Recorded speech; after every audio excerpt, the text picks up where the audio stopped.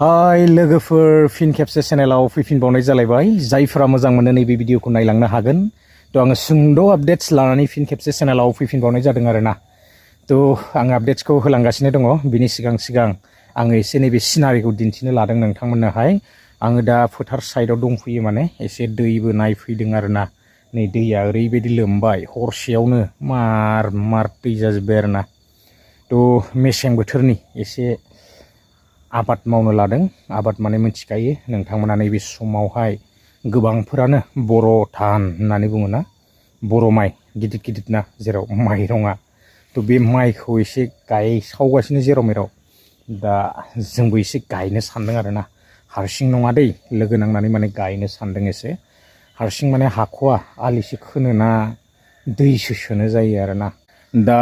जेन' हक गायनोसै माबायदि जायो देग्लाय एसे नायनि आरो जा बरिया दै जाजोबखाबाय नै थ' आपडेट्सआ बेनोमोन जिथुनिखि जोंहा PM किसाननि 22 नाम्बार इनस्टलमेन्ट बे 22 नाम्बार इनस्टलमेन्टआहाय जोंहा हाबनो थांगासिनो दङ बा एकाउन्टआव क्रेडिट जानो थांगासिनो दङ जोङो नेनानै थानि साननैसोल'सै आरो बारा दिन गैला हाबथारसिगोन जोङो गोबांथार निउसफोर ओंखारबोनाय नुनो मोन्दों थ' एकाउन्टफोरखौ जोङो थिग लाखियोब्लानो जाबाय KYCफोर नांगौबा मारिनानै लादो आरो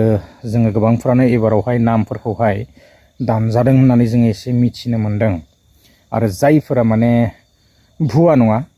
अरिजिनेल कृखकनाथ' आरो टेनसन गैया आरोना मोनगोन नाथाय गोबांफ्रानो दानजादों जाहैदों थ' जोङो नेनि साननैसो हाबसिगोन आरो जोङो बेबायदि फाइनाल डेट ओंखारबोनाय जोङो मोननो हायाखैब्लाबो निउसफोरखौ जोङो फोसावनाय नुनो मोनखादों बे जिथुनिखि नैबे जानुवारियाव हाबाब्लाबो जोङो फेब्रुवारि दानाव मोनगोनखौ जोङो मिथिनो मोन्दों आरोना थ' जानुवारि आरो नैबे फेब्रुवारि बे मास मोननैनि भितराव हाबनायनि गोबांथार चान्स दङ नाथाय आपडेट फैगोन फाइनाल डेट फैयोबा आरो भिडिअ लानानै फैनाय जागोन आरोना गोलाव खालामा रायजोफोर आपडेट्सआ बेसेखिनियानोमोन जोङो नेनानै थानि एकाउन्टफोरखौ एसे थिक खालामनानै लाखियोब्लानो जाबाय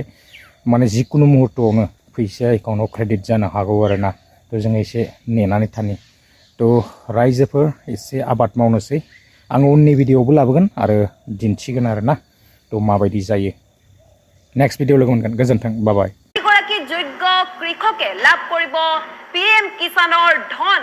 22 নং কিস্তিৰ ধন পাবলৈ আপুনি কৰিব লাগিব এটা বিশেষ কাম আপুনি KYC আপডেট কৰিব লাগিব আপুনি যদি এই পৰ্যন্ত